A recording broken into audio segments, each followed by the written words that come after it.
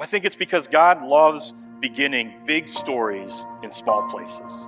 He loves big stories that originate in small places. He delights in choosing the humble, in choosing the overlooked, in choosing the ordinary. This is the pattern that we see throughout Advent. A barren couple who thought their story was over. An elderly priest who quietly served for decades. Here, a teenage girl with no resume, with no platform.